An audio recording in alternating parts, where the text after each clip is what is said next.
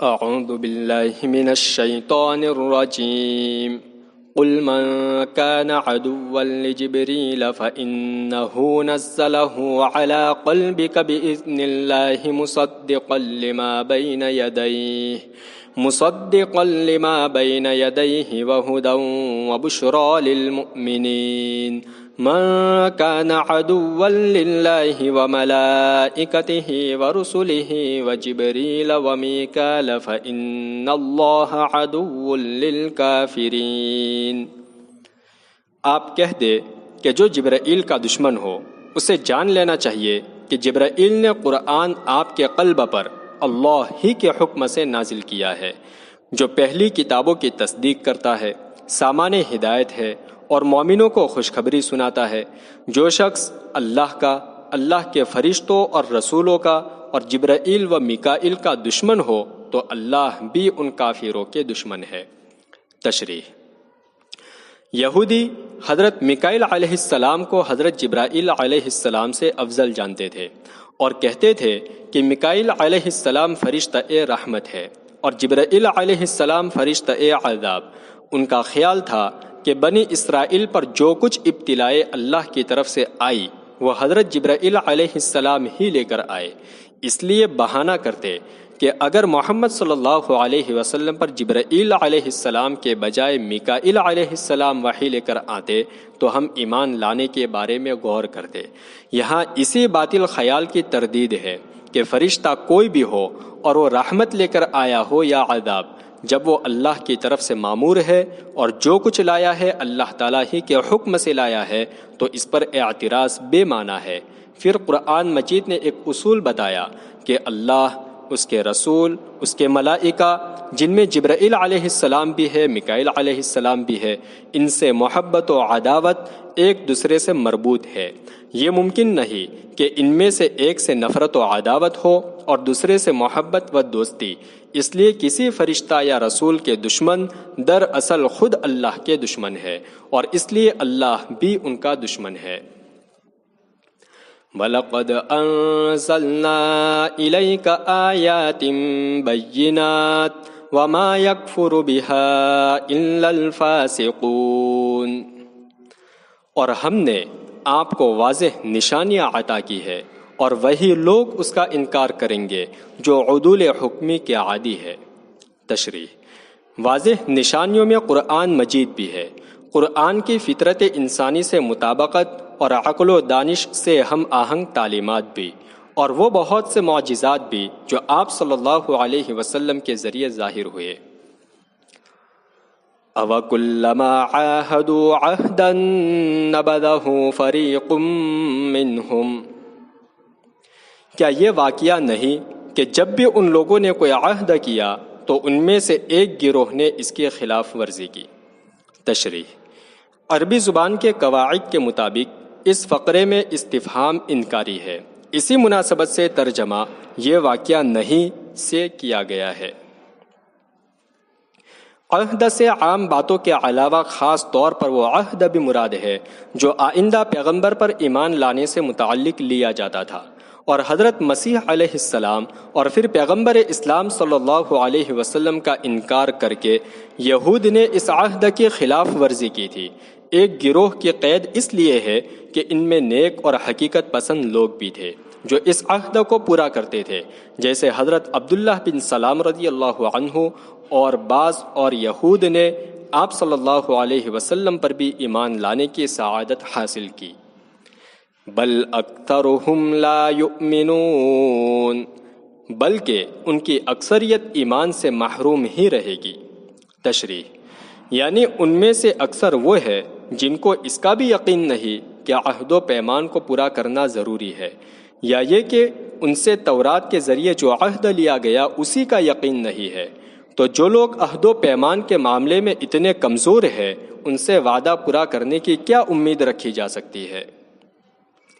وَلَمَّا جَاءَهُمْ رَسُولٌ مِّنْ عِندِ اللَّهِ مُصَدِّقٌ لِّمَا مَعَهُمْ نَبَذَ فَرِيقٌ مِّنَ الَّذِينَ أُوتُوا الْكِتَابَ كِتَابَ اللَّهِ وَرَاءَ ظُهُورِهِمْ كَأَنَّهُمْ لَا يَعْلَمُونَ۔ اور جب بھی ان کے پاس اللہ کی طرف سے کوئی رسول آتے جو اس کتاب کی بھی تصدیق کرتے تھے جو پہلے سے ان کے پاس تھی، تو اہل کتاب میں سے ایک گروہ کتاب اللہ کو اس طرح پس پشت ڈال دیا کرتا کہ گویا وہ جانتے ہی نہ ہو۔ تشریح: اس آیت میں رسول اللہ صلی اللہ علیہ وسلم کو اطمینان دلایا جا رہا ہے کہ اہل کتاب کے ایمان نہ لانے سے رنجیدہ خاطر نہ ہو، اس لیے کہ انبیاء اور آسمانی کتابوں کا انکار اور جان بوجھ کر انجان بن جانا ان کا پرانا وصف ہے، اور کتنے ہی پیغمبر ہیں جو ان کی بے توجہی و بے رخی کا زخم کھا چکے ہیں اور دکھ اٹھا چکے ہیں۔ بعض مفسرین نے اس آیت میں رسول سے خاص طور پر پیغمبر اسلام صلی اللہ علیہ وسلم کی ذات مراد لی ہے، اس کی بھی گنجائش ہے۔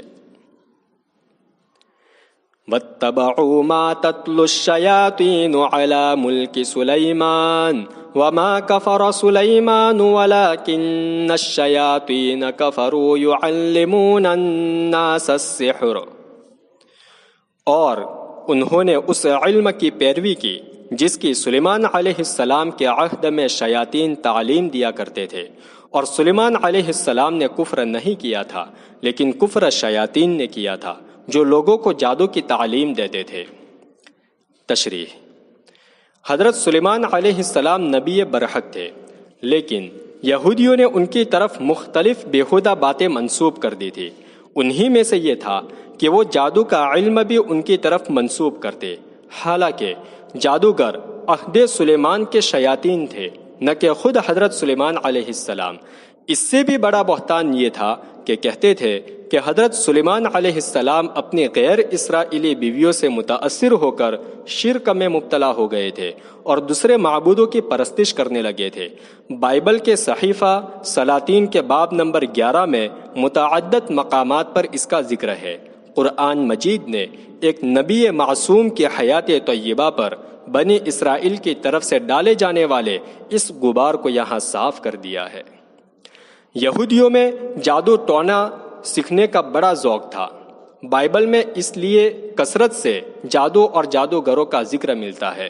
حضرت سلیمان علیہ السلام کے زمانے میں یہودیوں میں یہ فاسد ذوق بہت پروان چڑھ گیا تھا، اس لیے خاص طور پر اس عہد کا ذکر کیا گیا۔ شیاطین سے مراد جنات شیاطین بھی ہو سکتے ہیں جن کو جادوگر عام طور پر اپنے فاسد اغراض کے لیے استعمال کرتے ہیں، اور شیاطین انسان یعنی بدکار و بدطینت اور فن جادوگری کے ماہر انسان بھی مراد ہو سکتے ہیں۔ وَمَا أُنزِلَ عَلَى الْمَلَكَيْنِ بِبَابِلَ هَارُوتَ وَمَارُوتَ وَمَا يُعَلِّمَانِ مِنْ أَحَدٍ حَتَّى يَقُولَا إِنَّمَا نَحْنُ فِتْنَةٌ فَلَا تَكْفُرْ۔ نیز ان لوگوں نے اس جادو کی بھی پیروی کی جس کا علم بابل کے 2 فرشتوں ہاروت و ماروت کو دیا گیا تھا، حالانکہ وہ دونوں کسی کو جادو کی تعلیم اس وقت تک نہ دیتے تھے جب تک یہ نہ کہہ دیتے کہ ہمارا وجود تمہاری آزمائش کے لیے ہے، اس لیے تم کفر کا راستہ اختیار نہ کرو۔ تشریح: لفظی معنی ہے ہاروت و ماروت پر اتارا گیا، لیکن اس کا یہ مطلب نہیں کہ جیسے انبیاء علیہ السلام پر وحی نازل کی جاتی ہے اسی طرح ان پر فن جادوگری نازل کیا گیا ہو۔ مقصد صرف اتنا ہے کہ من جانب اللہ فرشتوں کو اس کا علم دیا گیا۔ قرآن مجید میں متعدد مواقع پر انزال کا محض عطا کرنے کے معنی میں استعمال ہوا ہے۔ بابل ایک زمانے میں مشرقی علاقے کا بڑا متمدن اور ترقی یافتہ شہر رہا ہے جو دریائے فرات کے ساحل پر واقع تھا۔ یہیں بنی اسرائیل کی بڑی تعداد قیدی بنائی گئی تھی۔ ان پر فن جادوگری کا ایسا غلبہ تھا کہ اپنے قید ہونے کے زمانے میں بھی وہ اس سے باز نہ تھے اور جادو سیکھنے سکھانے میں سرگرم تھے۔ جادو بعض اوقات پیغمبروں کے معجزات کو بھی مشتبہ کر دیتا ہے، کیونکہ ظاہر بھی نگاہوں میں دونوں صورتیں خلاف عادت ہوتی ہے۔ اس لیے اللہ تعالیٰ نے 2 فرشتوں ہاروت و ماروت کو یہاں انسانی صورت میں بھیجا۔ ان کو جادو کا علم دیا گیا تاکہ لوگوں کو ایک ماہر فن کی طرح جادو کی حقیقت اور اصول بتا کر جادو اور معجزہ کا فرق بتائے۔ ان فرشتوں کا مقصد تو صرف اس خاص غرض کے لیے جادو کے بارے میں اصول و قواعد کا بتلانا تھا، لیکن بعض کج فکر لوگ جادو کے اصول اور طریقے پوچھ کر اس کا استعمال اپنے فاسد اغراض کے لیے کیا کرتے تھے۔ اس لیے یہ فرشتے جادو کی تفصیل بتاتے ہوئے لوگوں کو متنبہ بھی کرتے جاتے تھے کہ مجھے خدا نے امتحان و آزمائش کے لیے بھیجا ہے، میں بتا تو دوں گا، لیکن اگر تم اس کو غلط استعمال کی نیت سے سیکھو گے تو اپنے آپ ہی کو برباد کرو گے۔ ہاروت و ماروت کے سلسلے میں تفسیر کی کتابوں میں بعض اور واقعات بھی ذکر کیے گئے ہیں، وہ سب اسرائیلی روایت پر مبنی ہے، غیر معتبر ہے اور اسلامی تعلیمات سے مناسبت نہیں رکھتے۔ فَيَتَعَلَّمُونَ مِنْهُمَا مَا يُفَرِّقُونَ بِهِ بَيْنَ الْمَرْءِ وَزَوْجِهِ۔ یہ لوگ ان دونوں سے ایسا جادو سیکھتے تھے جس کے ذریعے شوہر اور اس کی بیوی کے درمیان جدائی پیدا کر دے۔ تشریح: شیطان کو شوہر و بیوی کے درمیان تفریق بہت محبوب ہے، اس لیے کہ معاشرے کا استحکام اور اس کا صحیح خطوط پر قائم رہنا اور چلنا اس دواجی زندگی کے استحکام پر مبنی ہے۔ حدیث میں بھی آیا ہے کہ شیطان اپنے ان کارندوں سے بہت خوش ہوتا ہے جو میاں بیوی میں تفریق کرا دے، اس لیے خاص طور پر اس کا ذکر کیا گیا ہے۔ وَمَا هُمْ بِضَارِّينَ بِهِ مِنْ أَحَدٍ إِلَّا بِإِذْنِ اللَّهِ وَيَتَعَلَّمُونَ مَا يَضُرُّهُمْ وَلَا يَنفَعُهُمْ وَلَقَدْ عَلِمُوا لَمَنِ اشْتَرَاهُ مَا لَهُ فِي الْآخِرَةِ مِنْ خَلَاقٍ۔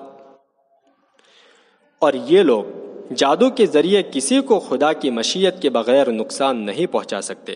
یہ ایسی باتیں سیکھتے ہیں جو ان کے لیے نقصان دہ ہے نہ کہ فائدہ مند، اور یہ اچھی طرح واقف ہے کہ جس نے جادو کو اختیار کیا آخرت میں اس کا کوئی حصہ نہیں ہے۔ تشریح: جادو بظاہر نفع رسا اور نقصان رسا نظر آتا ہے، اس لیے خاص طور پر متوجہ فرمایا گیا کہ نفع و نقصان کے اس ظاہری سبب کے پیچھے بھی اصل میں اللہ تعالیٰ ہی کی مشیت کار فرما ہے۔ چنانچہ اگر جادو میں مشرکانہ کلمات کہنے پڑتے ہو یا مشرکانہ افعال کا ارتکاب کرنا پڑتا ہو تو ظاہر ہے کہ یہ باعث کفر ہے۔ اگر ایسے کلمات اور افعال کا ارتکاب نہ ہو تو کم سے کم دوسروں کو ضرر پہنچانے کا باعث ہے، اس لیے فسق سے کم یہ بھی نہیں۔ وَلَبِئْسَ مَا شَرَوْا بِهِ أَنفُسَهُمْ لَوْ كَانُوا يَعْلَمُونَ۔ اور بہت ہی بری چیز ہے جس کے بدلے انہوں نے اپنے آپ کو بیچ لیا ہے، کاش ان کو عقل ہوتی۔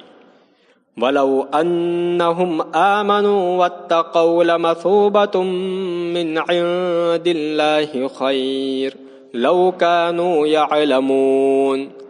اور اگر وہ ایمان لاتے اور تقوی اختیار کرتے تو اللہ کی یہاں بہتر اجر پاتے، کاش وہ سمجھداری سے کام لے۔ صدق اللہ العظیم۔